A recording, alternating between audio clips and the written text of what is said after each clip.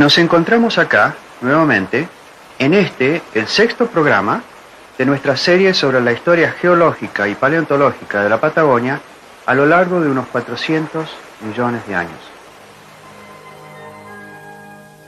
Ya hemos recorrido las eras precámbrica, paleozoica y mesozoica para llegar finalmente a la era cenozoica, la más moderna y en la que actualmente vivimos. La era cenozoica se ha dividido en dos periodos, el terciario y el cuaternario. El periodo terciario abarca unos 64 millones de años y comenzó con la desaparición de muchas especies de animales y vegetales, especialmente con la desaparición total de los dinosaurios sobre la faz de la Tierra. En el programa anterior les presentamos la primera mitad del terciario, que va desde 66 millones de años hasta unos 30 millones de años atrás. Hoy iremos viendo los eventos ocurridos en la segunda mitad del periodo terciario, el terciario tardío, que abarca unos 30 millones hasta casi 2 millones de años atrás. Recordemos que durante toda la era cenozoica, la placa sudamericana siguió moviéndose hacia el oeste. Esto produjo, en todo lo largo de su costa pacífica, una zona de subducción. Esto trajo aparejados fracturas de la corteza terrestre y grandes convulsiones volcánicas en la región patagónica, que se cubrieron durante repetidas veces de coladas basálticas de gran extensión. Estas impresionantes convulsiones, estos grandes movimientos orogénicos, fueron los primeros indicios de lo que eventualmente se convertiría en la imponente cordillera de los Andes. Estamos a unos cuantos kilómetros del borde de la costa, bien tierra adentro de la Patagonia. Sin embargo, este tipo de fósiles que estamos observando en la subida nos están indicando que hará aproximadamente unos 30 millones de años había aquí un ambiente marino, un ambiente donde la vida era muy exuberante. Eso lo vemos continuamente. Si nos acercamos acá y miramos, por ejemplo, estos detalles, vemos que hay gastrópodos, pequeños caracoles, moluscos, toda una gran aglomeración de vida, una vida que se desarrollaba en los fondos de los mares, que se puede decir que hasta es muy diferente de la vida actual que tenemos en la Patagonia. Por ejemplo, aquí, miramos esto acá. Estos son restos de antiguas conchillas. Aún esto de acá. Mira por aquí. Esto es una antigua ostra de dimensiones muy notables, muy superiores a las que se desarrollan en los climas fríos actuales. ¿Qué nos plantea esto? ¿Qué nos indica? Que bueno, que gran parte de la Patagonia, hace 30 millones de años, estaba cubierta por mares que llegaban desde el borde atlántico hasta las primeras estribaciones de la cordillera. Este fenómeno tiene diversas explicaciones. Una de ellas, por ejemplo, es que la separación de África y América del Sur trajo un alivio de la tensión. Esa distensión se puede observar todo lo largo de la costa atlántica. Esta distensión se manifestó en una serie de fracturas, deslizamientos y hundimientos que afectaron la parte más superficial de la corteza terrestre. Toda la zona costera se sumergió entonces en los fondos marinos, convirtiéndose en una plataforma que, si bien de escasa profundidad, alcanzó dimensiones de decenas o centenares de kilómetros. ¿Cómo era la fauna que habitaba este mar? En general, muy parecida a la de los mares actuales. Estaban representados casi todos los grupos de invertebrados. Tenemos los bivalvos, organismos que viven apoyados sobre el sustrato, cementados al mismo. Otros tenían el hábito nadador.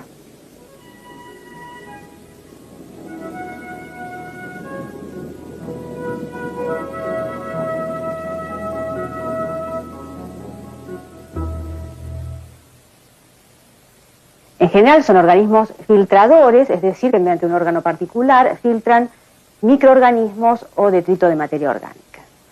Dentro de los moluscos también tenemos los gastrópodos, formas en general muy ornamentadas que se movilizan a través o por medio de su pie. Otro grupo muy bien representado son los equinodermos, los típicos erizos de mar, como este que viven sobre el sustrato.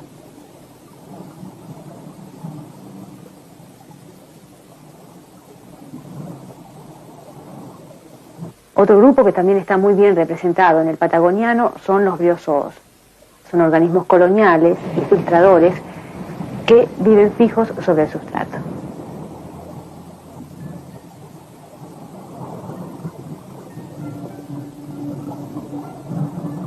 Como puede observarse, la vida en estos mares durante el Terciario era realmente muy abundante y variada.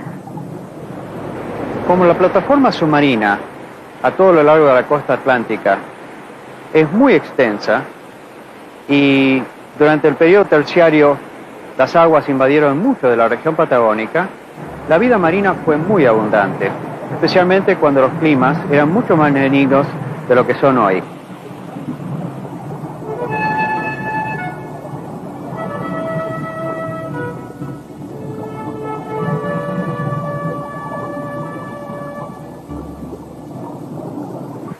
Veamos entonces cómo eran los vertebrados marinos de esas épocas. Hace los 25 millones de años registramos en Patagonia formas como esta, un delfín de relativo gran tamaño, algunas más pequeñas,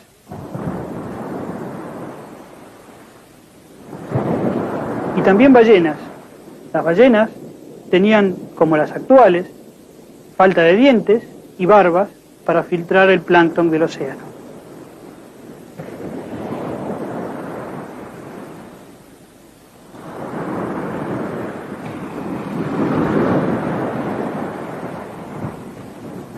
Con posterioridad a esto, las aguas oceánicas comienzan a retirarse, haciéndose menos profundas, más superficiales, hasta dejar totalmente al descubierto lo que es hoy el territorio patagónico y aún su extensa plataforma submarina.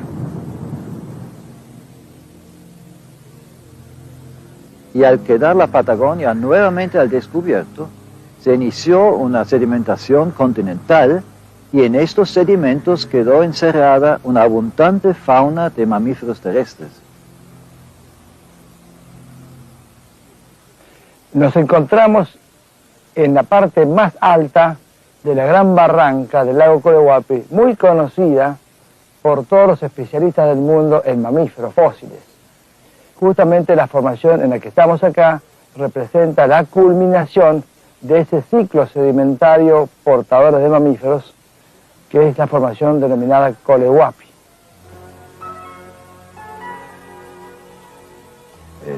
Los restos de mamíferos que encontramos acá representan muchas especies y sobre todo muchos individuos. Eso está indicando de que la vida en este momento fue realmente abundante. De estos sedimentos blancos provienen numerosos restos de aves que tienen una antigüedad mayor a los 20 millones de años. Estas aves pertenecen principalmente a tipos corredores, es decir, aves que tenían los miembros anteriores en general reducidos, las alas reducidas, y los miembros posteriores adaptados a la carrera. Estas aves habitaron ambientes muy diferentes a los que vemos aquí. Eran ambientes abiertos, de pastizales, a lo sumo con áreas boscosas aisladas. Y estos ambientes están también testificados por la presencia de ciertos mamíferos.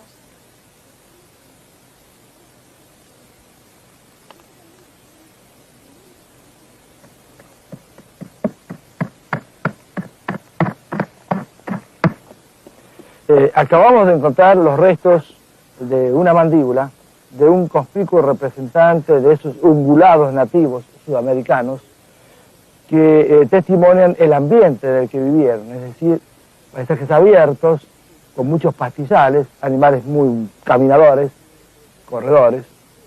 El sedimento en el cual se encuentra este fósil son sedimentos que técnicamente denominamos tobas, que son redepósitos de cenizas volcánicas, que se depositaron en esas grandes llanuras que son los ambientes predominantes en ese entonces.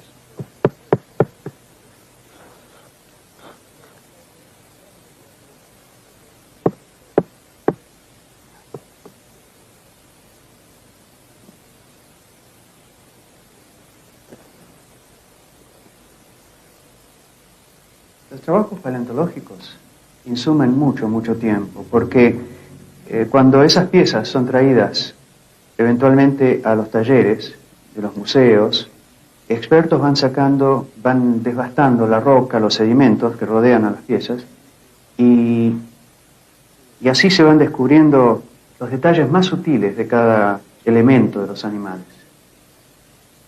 Estos elementos son entonces estudiados y si hay bastantes, se puede armar el cuerpo del animal de aquellas épocas. Esta mandíbula de ungulado es bastante pequeña si lo comparamos con los caballos de hoy, pero hay ejemplares aún mucho más diminutos que llevan mucho más tiempo y dedicación. Es el caso, por ejemplo, de algunos roedores pequeños del Terciario. Los roedores que vivieron en esta época formaban una fauna de lo más rica y variada. Por ejemplo, tenemos formas tan pequeñas como esa, que es uno de los roedores más pequeñitos que se han encontrado en Patagonia, y otras, por el contrario, alcanzaban el tamaño de lo que pudo haber sido o de lo que es una vizcacha viviente. En términos generales, indican el desarrollo de áreas boscosas. Sin embargo, había otros con dientes de corona alta más adaptados a la vida pastadora que probablemente vivieron en zonas abiertas, en lo que debe haber sido una sabana arbolada. Nos encontramos dentro de una duna fósil. Aquí tenemos un rastro de actividad orgánica de ciertos roedores que vivían en esa época en este ambiente. Esa es una cueva de un roedor que ha sido rellenada por sedimento extraño a la duna y que por procesos químicos fue endurecido. La erosión posterior de la duna dejó libre de arena y muestra en este momento el negativo, digamos, de la cueva del roedor. Es interesante notar que en la misma época hubo también marsupiales que tuvieron hábitos muy parecidos. De sedimentos muy semejantes a estos y de aproximada antigüedad, aflorantes o expuestos en el centro del Chubut, se han extraído los restos de un marsupial, muy pequeño marsupial, con muchos caracteres que indican de que era un marsupial cavador, muy semejante al de muchos roedores muy pequeños, de un tamaño que no puede haber superado los 10-12 centímetros. Es decir, esos marsupiales y roedores, aunque pertenecían a dos grupos de mamíferos muy distintos, al adaptarse a condiciones ambientales similares, llegaron a parecerse mucho, tanto en la forma como en el tamaño. Un nuevo ejemplo de convergencia adaptativa. El Terciario en Patagonia se caracteriza por grandes cambios entre los animales, probablemente como respuesta adaptativa a las nuevas condiciones climáticas y ambientales de la época. Vean, por ejemplo, las aves carnívoras que habitaron la Patagonia durante el Terciario tardío.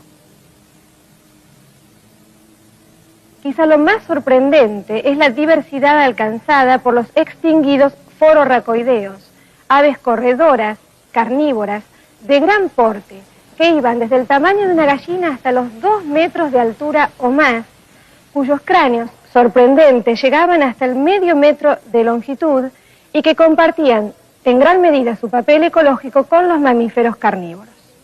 Esa gran variedad de formas y tamaños se dio en un tiempo relativamente corto de la era cenozoica, pero la verdad es muy difícil para mí imaginar cómo la Patagonia pudo haber sido un lugar tropical en la que vivieron boas gigantescas, monos y pájaros tan extraños. ¿Cómo puede ser que ahora sea un lugar tan inhóspito y desértico? ¿Qué puede haber pasado para que de un ambiente cálido y húmedo pasara a convertirse a un páramo? Como hipótesis de trabajo, podríamos pensar que hubo algún accidente topográfico que impidió que aire cargado de humedad llegara a esta zona y se pasase a un ambiente con una extrema aridez. Nos hemos encontrado en nuestras investigaciones geológicas en la Patagonia con un problema bastante interesante en estratos de la era terciaria. Sobre estratos que, de acuerdo a su contenido de fósiles, pertenecen a un ambiente cálido y húmedo. Decimos esto porque los fósiles característicos son monos. Nos hemos encontrado aquellos estratos ocres arriba que pertenecen a un ambiente mucho más secos. Están constituidos por dunas formadas esencialmente por arena y que responden a un clima seco. Esto nos podría indicar de que ese accidente topográfico estaría relacionado con uno de los ascensos de la cordillera de los Andes, que impidió el paso de vientos húmedos del Pacífico, desertificando este sector de la Patagonia. Durante el Terciario, uno de los acontecimientos más importantes fue el levantamiento de la cordillera de los Andes.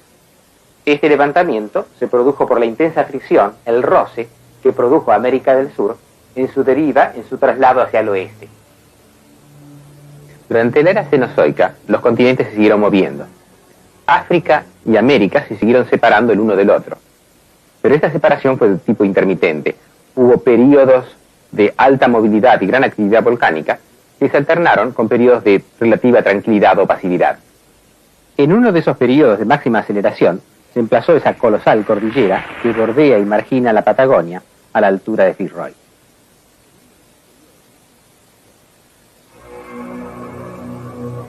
Estas importantes agujas de granito del Cerro Fitzroy son una de las mayores elevaciones de la cordillera patagónica. Está constituido por rocas graníticas que se han consolidado hace 18 millones de años a 5 o 6 kilómetros de profundidad y están ahora a más de 3 kilómetros de altura. Además, la subducción ha generado una intensa compresión por detrás de los arcos volcánicos, producida o generada por la fricción entre la corteza oceánica que se hunde y el continente. Y esta intensa compresión es la que produce el levantamiento de la cordillera de los Andes, mediante una importante deformación en los estratos y sedimentos previamente depositados. Los estratos pierden su condición horizontal, son plegados, fracturados y fallados. ¿Ustedes se pueden imaginar esa importante compresión? Una compresión que es capaz de estratos previamente horizontales, deformarlos, ponerlos fuertemente inclinados como lo estamos observando, como resultado de la acción de la subducción. Estos procesos producen un apilamiento de las rocas que altera su orden natural de sedimentación. Es así que, por ejemplo, en la cordillera patagónica, estratos más viejos aparecen corridos por encima de estratos más jóvenes. Este apilamiento de origen tectónico implica un acortamiento tangencial de la corteza y, como resultado del mismo, el levantamiento y ascenso de la cordillera. En sentido transversal, la cordillera patagónica se ha acortado más de 40 kilómetros. Estos grandes cambios fueron producidos por grandes fallas y corrimientos, responsables del apilamiento tectónico y ascenso de la cordillera.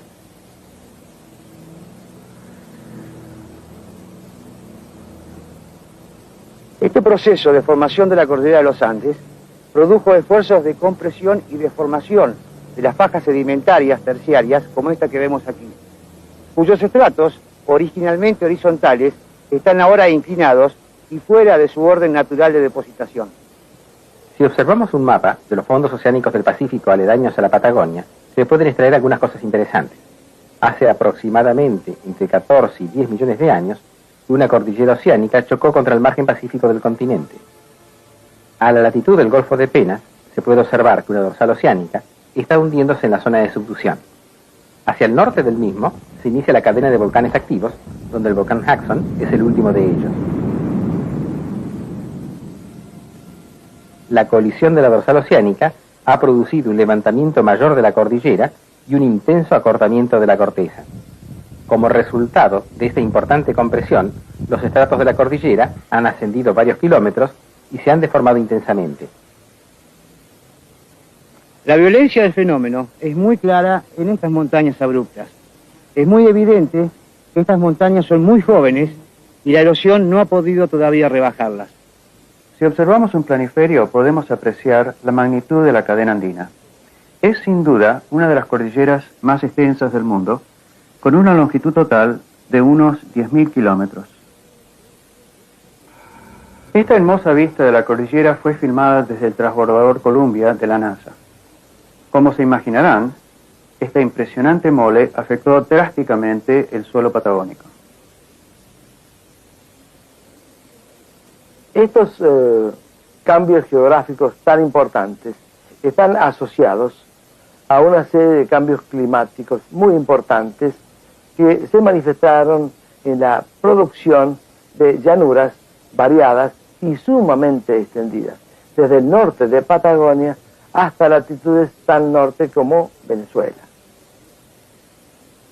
Cuando la Patagonia era una planicie ininterrumpida, sin grandes elevaciones, los vientos constantes del oeste traían humedad del Océano Pacífico, y la región gozaba de una extraordinaria fertilidad. Pero con el advenimiento de la cordillera de los Andes, todo esto cambió dramáticamente. Al levantarse la cordillera, como un inmenso muro, los vientos occidentales húmedos ya no tuvieron acceso a la Patagonia. En esta imagen de la NASA podemos ver cómo las nubes del Pacífico quedan atrapadas del lado chileno, mientras que la Patagonia, del lado argentino, queda seca. Por entonces, la Patagonia estaba cubierta por densos bosques, y ellos fueron sustituidos paulatinamente por una estepa semiárida.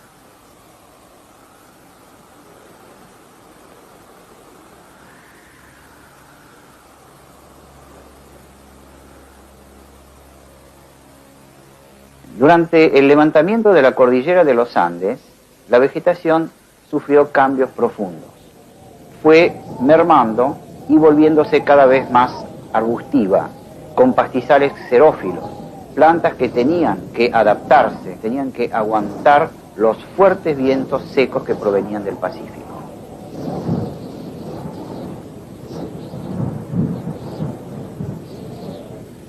Todo el que viene por la Patagonia no puede dejar de estar impactado por los vientos patagónicos, esos vientos del oeste que corren constantemente casi todos los meses del año. ¿De dónde vienen? ¿A dónde van? ¿Qué es lo que los produce? Sería muy simple la explicación. Si el dios Iolo, el dios de los vientos, estuviera del otro lado de la cordillera soplando hacia la Patagonia, pero no es así. El viento, entre los 40 y 60 grados de latitud sur, lugar donde precisamente está ubicada la Patagonia, está determinado por la circulación atmosférica, la cual es producto principalmente por dos factores. Uno, el factor astronómico, el otro, la interacción entre la Tierra y su atmósfera. Además, influye en la distribución de continentes y océanos sobre el planeta. En cuanto al factor astronómico, simplificando el esquema, la Tierra rota sobre sí misma y además gira alrededor del Sol en una trayectoria elíptica.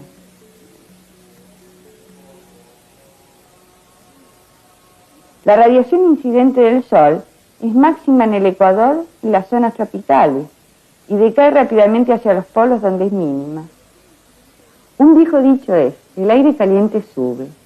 Así, el aire caliente de las zonas tropicales asciende y el aire de superficie se dirige hacia los trópicos buscando llenar el vacío que produce el aire ascendente.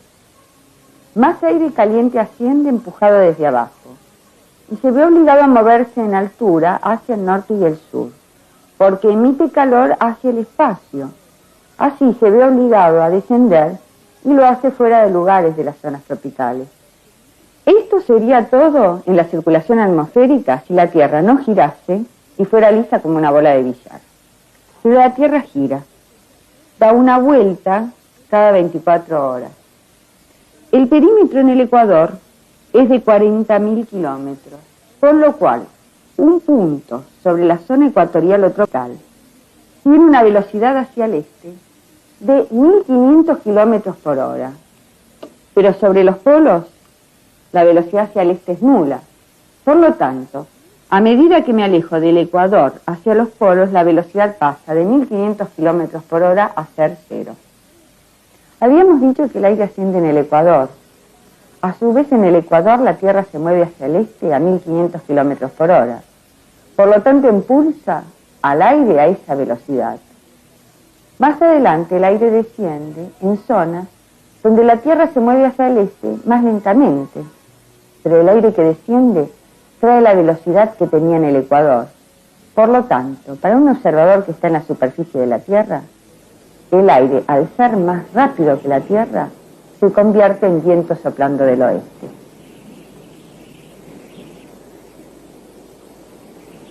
La pregunta sería ahora, ¿por qué el viento del oeste es más pronunciado en el hemisferio sur que en el hemisferio norte? Aquí la respuesta es más fácil. El hemisferio norte tiene grandes masas continentales y montañas, mientras que el hemisferio sur es prácticamente oceánico, con lo cual no ofrece fricción. Así, los vientos de los oestes en el hemisferio sur son mucho más persistentes y más fuertes que los del hemisferio norte.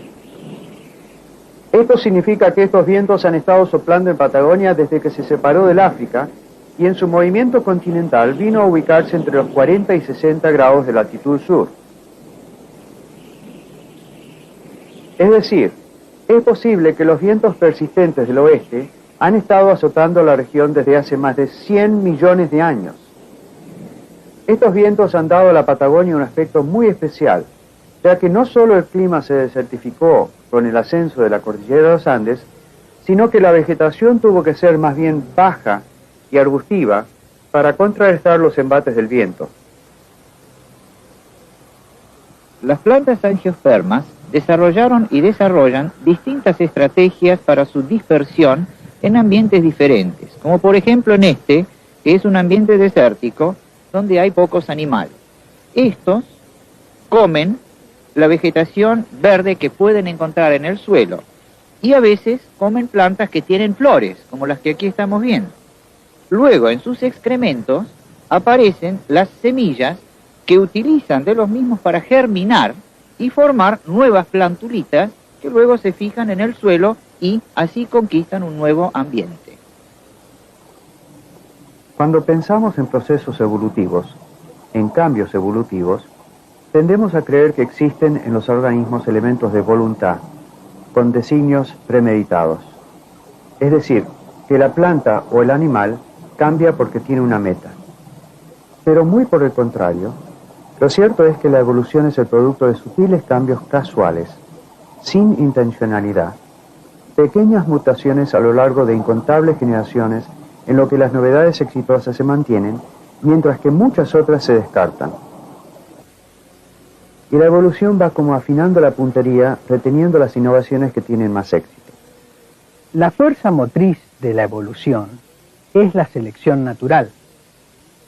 Pero más que pequeños cambios acumulados gradualmente, actualmente se piensa que un componente muy importante de la evolución han sido cambios climáticos catastróficos que han ocurrido en el mundo. Por ejemplo, la caída de grandes meteoritos o enormes erupciones volcánicas que disminuyeron la cantidad de luz solar que llegó al planeta, por ejemplo, por cientos de años. En estas condiciones, especies que antes tenían un rol insignificante, de repente se encuentran que tienen una mayor adaptación al medio ambiente y en una rápida aceleración de la evolución pasan a dominar el nicho ecológico. Veamos entonces ahora un ejemplo de la relación que existe entre el ambiente y los seres que la habitan. Hemos visto que la región central patagónica sufrió constantes erupciones volcánicas que la cubrieron repetidas veces de ceniza.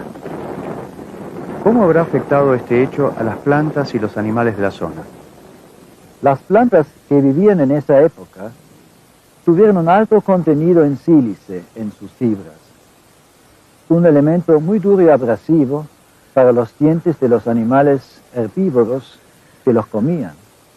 Por consiguiente, con el tiempo pudieron subsistir solo aquellos animales que desarrollaron dientes de crecimiento continuo para contrarrestar el desgaste que se producía al comer estos pastos tan abrasivos. Este es un hecho que podemos observar en la actualidad, ya que las ovejas, que son animales domesticados que los inmigrantes europeos trajeron a Patagonia, no están adaptados a pastos tan abrasivos, y por consiguiente, al cabo de 5 o 6 años, sus dientes quedan totalmente desgastados, al punto que no se pueden alimentar más. Pero veamos cómo ciertos animales de gran porte como Nesodon, que vivieron en esta región durante el Terciario, solucionaron el problema y se pudieron adaptar genéticamente a esta nueva vegetación abrasiva a medida que la Patagonia se desertificaba. En 1891, en un viaje circunstancial de Carlos Ameguino a Río Gallegos, encontró esta localidad que resultó ser uno de los yacimientos del terciario más ricos del mundo. En él se encuentra una variada fauna fósil totalmente extinguida, con edentados, ungulados, marsupiales, roedores y también el registro más austral de primates. Entre los numerosos restos de ungulados fósiles que se encuentran en esta localidad, uno de los más abundantes es Nesodon, de los cuales esto es una mandíbula. Esto es un cráneo y mandíbula de Nesodon. Recordemos que los pastos patagónicos presentaban un alto contenido de minerales silíceos, seguramente debido a las continuas efusiones volcánicas que se estaban presentando en ese momento. Por lo que los molares de estos animales, que eran muy grandes y de crecimiento muy prolongado a lo largo de la vida del animal, tenían que compensar el fuerte desgaste que les producía la ingesta de ese mineral silicio. Nesodon fue uno de los animales más grandes que habitaron esta zona hace 19 millones de años. Y aquí tenemos uno de los molares superiores de estos animales. Cada la desertización de la Patagonia, hace unos 15 millones de años, persisten todavía algunos ungulados comedores de hojas, pero dentro de los notoungulados o formas pastadoras se va a producir una última y notable radiación. Aquí estamos viendo una de esas formas antiguas en la que podemos observar los dientes cada vez más alargados de crecimiento continuo y que están indicando un régimen cada vez más pastador. Precisamente de esta forma se van a desarrollar algunos de los últimos notoungulados conocidos, como el toxodonte, que estamos aquí viendo, y que vivió hasta hace unos 10.000 años.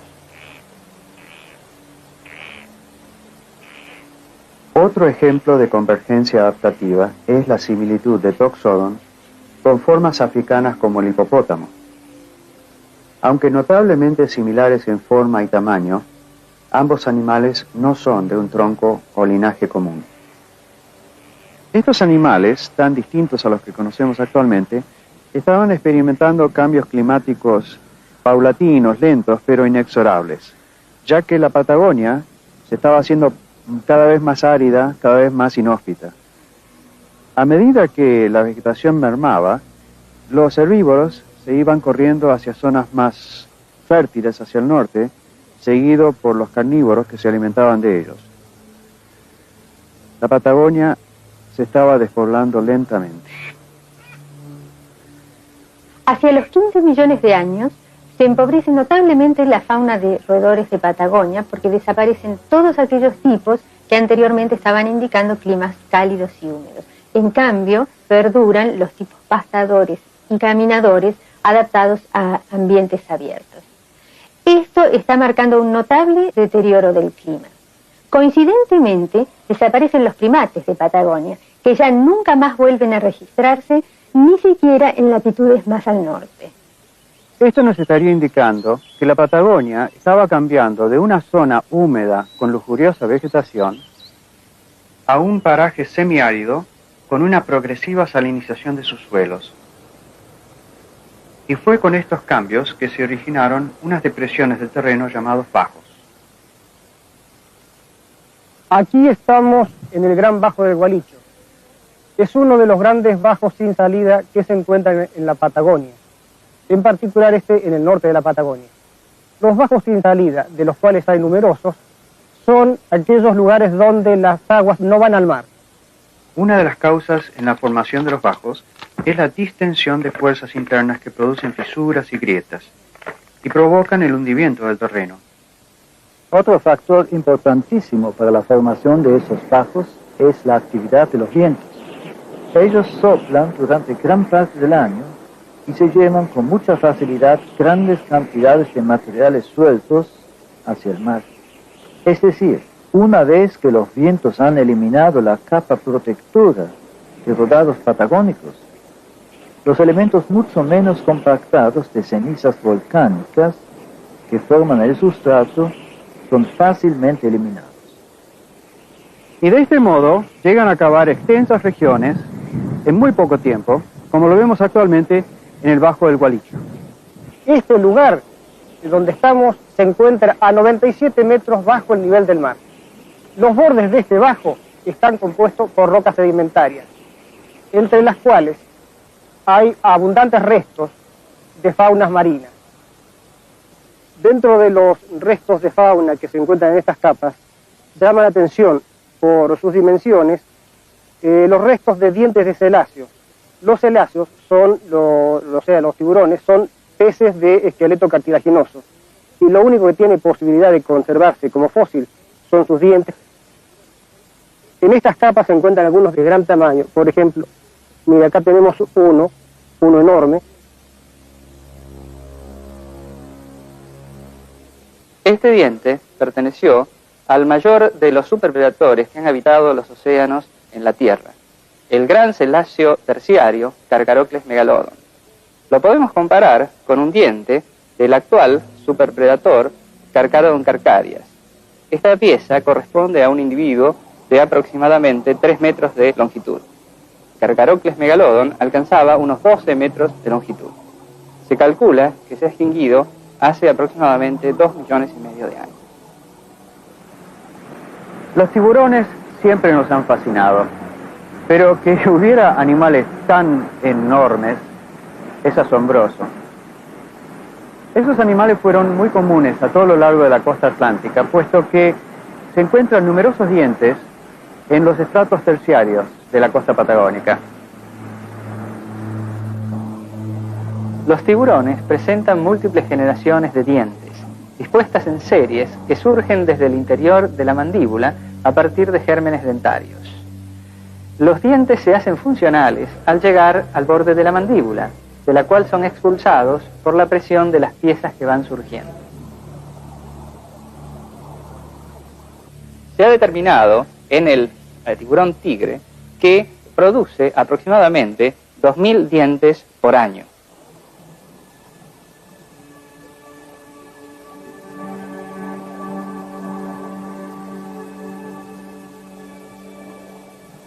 Como hemos visto en el Bajo del Gualicho, dientes de tiburones y sedimentos marinos se encuentran a muchos kilómetros tierra adentro de la costa atlántica en Patagonia.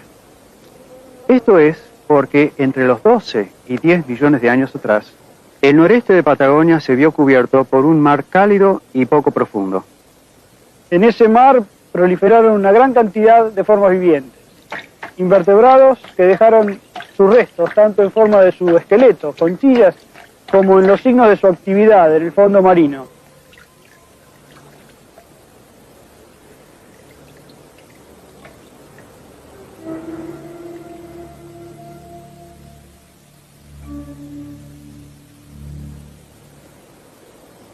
También proliferaron muchos vertebrados, peces, especialmente tiburones, muy variados, entre los que destacan formas de gran tamaño, enormes comparados con las actuales.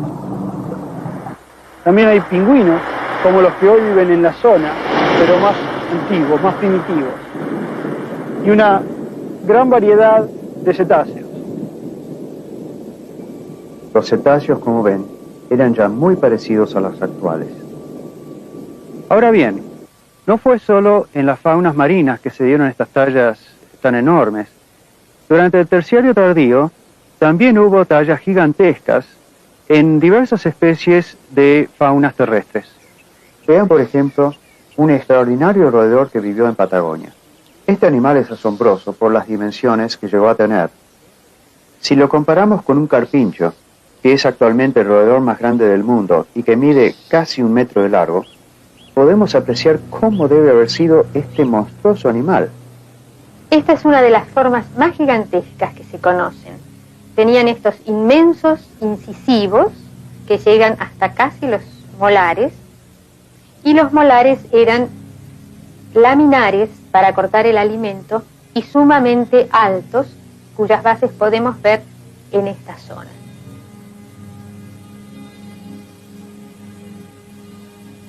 A partir de los 10 millones de años se produce una radiación notable de los roedores, especialmente en todas aquellas formas caminadoras y pastadoras. Por alguna razón, las faunas de este periodo fueron realmente colosales en Patagonia, y aún en los aires, ya que durante esos tiempos volaban los magníficos argentavis. Hace unos 9 millones de años existió en Patagonia el ave voladora más grande hasta ahora conocida. Era una ave depredadora, carnívora, que tenía un peso estimado de 80 kilos, una envergadura de 7 a 10 metros, teniendo en cuenta que el ave actual más grande alcanza los 2 metros de longitud, y tenía unas plumas en las alas de hasta 1,5 metros de longitud. Esta ave sin duda habitó regiones abiertas, y aunque se supone que requería de vientos permanentes para mantener el vuelo, su forma de despegue es aún un enigma. Pero estas faunas no habrían de sobrevivir por mucho tiempo en Patagonia ni en el resto del mundo, y su desaparición pudo haberse debido a un conjunto de factores de los más diversos. Por ejemplo, no hay duda que el movimiento de las masas continentales a lo largo de los millones de años afectó la vida sobre ellas, tanto en los procesos volcánicos que produce, el surgimiento de montañas que provoca, por los cambios climáticos que se dan al ir vagando por distintas latitudes. A fines del terciario se produce una brusca disminución de la velocidad de subducción. Pasamos de casi 9 centímetros por año a solo 2 centímetros. Esto trae aparejado un aquietamiento de los terremotos, un cese de la actividad volcánica. Se puede decir así que casi a fines del terciario, la Patagonia, en especial la cordillera patagónica, adquiere cierta estabilidad. Como consecuencia de esta calma tectónica, se elaboró a lo largo de la cordillera una vasta superficie de erosión, un pedimento, sobre el cual avanzaron las masas rocosas provenientes de la erosión de la cordillera patagónica. Las llamamos rodados tehuelches o rodados patagónicos. Cuando Charles Darwin visitó la Patagonia a mediados del siglo pasado, quedó impactado por la gran cantidad de rodados patagónicos que vio, y sobre ellos escribió que forman probablemente una de las capas de rodados más extendidas del mundo, que llega desde el río Colorado en el norte hasta 6 a 700 millas náuticas al sur, y que a la altura del río Santa Cruz medio, su espesor es de más de 60 metros. Calcula que el espesor medio de ese paquete puede ser de 15 metros y su ancho medio de más de 300 kilómetros. De este modo, concluye que el volumen de esos rodados corresponde al de una cadena montañosa entera. Imagínense, el volumen de una cordillera entera es programado como rodados patagónicos. En esta área, a 20 o 30 kilómetros del borde cordillerano, todavía los rodados son muy grandes, pero en la medida que los ríos o las corrientes laminares los transportan hacia el este, se hacen cada vez más pequeños, hasta que llegan a la costa del Océano Atlántico, donde se depositan en capas de varios metros de espesor, en forma de pequeños guijarros bien redondeados. El periodo terciario está lleno de dramáticas transformaciones, y aunque estamos ya por llegar a su fin, aún nos depara una sorpresa sensacional, un nuevo elemento que habría de cambiar drásticamente el balance ecológico de la región. Veamos qué ocurrió. Hacia fines del Mesozoico, los continentes guardaban una posición muy similar a la actual, pero con pequeñas y importantes diferencias. Por ejemplo, América del Norte estaba separada de América del Sur. Hace unos 3,5 millones de años atrás, se estableció el puente que vinculó América del Norte de América del Sur. La conexión entre ambas Américas, a través de lo que hemos denominado el puente panameño, significó la apertura de un capítulo muy trascendente en la historia de la vida sudamericana. Se inicia a través de este puente panameño un intercambio de la biota americana. Es decir, los elementos norteamericanos pasan hacia América del Sur y muchos elementos sudamericanos pasan hacia América del Norte. De acá pasan los edentados, tanto los pilosos como los loricados, los acorazados. Y también pasan marsupiales, como las comadrejas, hacia América del Sur trascendente, porque muchos de los elementos que actualmente consideramos como autóctonos o nativos son los descendientes de estos inmigrantes de origen norteamericano. Entre ellos se cuentan los camélidos sudamericanos, como son por ejemplo el guanaco,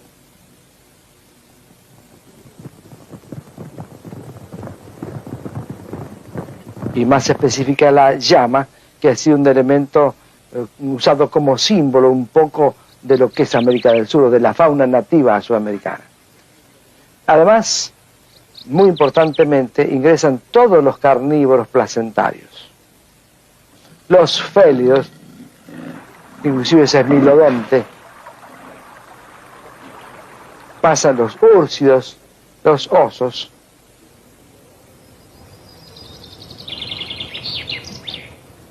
los cánidos,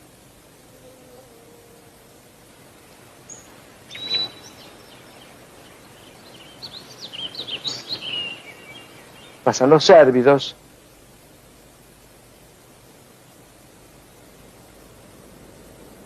pasan los pecaríes,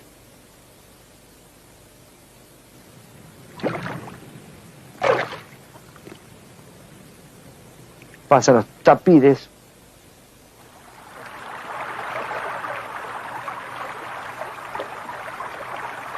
pasan los équidos,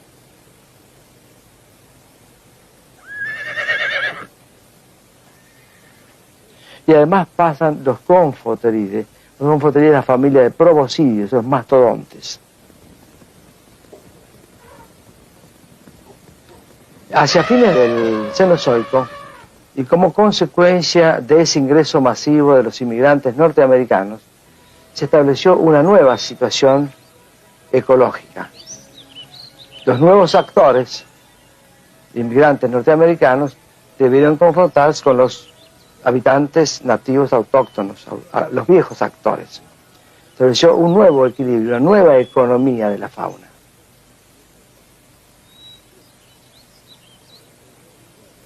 Esa nueva situación, ese cambio, está relacionado con cambios climáticos que sucedieron a escala global, a enfriamiento general, de los que nosotros guardamos testimonios muy buenos, principalmente en Patagonia. Ya para fines del periodo terciario en Patagonia, estaba ocurriendo un nuevo fenómeno climatológico realmente extraordinario. Había comenzado un enfriamiento tan marcado del planeta que las nieves que caían sobre la cordillera de los Andes, en latitudes patagónicas, ya no se derretían durante los meses de verano. De modo que se fueron acumulando de tal manera que provocaron lo que se conoce como un periodo de glaciación, que tuvo su culminación en el periodo siguiente, en el periodo cuaternario. Se levanta la imponente cordillera de los Andes. El clima de Patagonia cambia de tropical y húmedo a seco y desértico en un lapso de tiempo dramáticamente corto. Su superficie es cubierta con espesores increíbles de piedras redondas. Se desarrollan en sus tierras animales gigantescos. Llegamos así al fin de este periodo y lo hacemos con un nuevo evento dramático. La Patagonia se ha cubierto de hielo. Ha comenzado uno de los grandes periodos de glaciación en el mundo.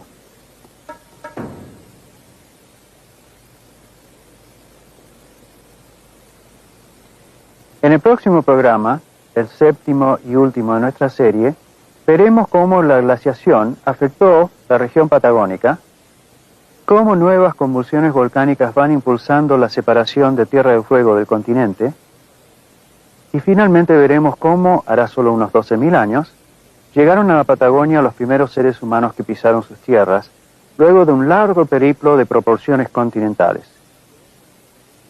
Gracias por haber compartido esta hora con nosotros y espero nos volvamos a encontrar para el próximo programa.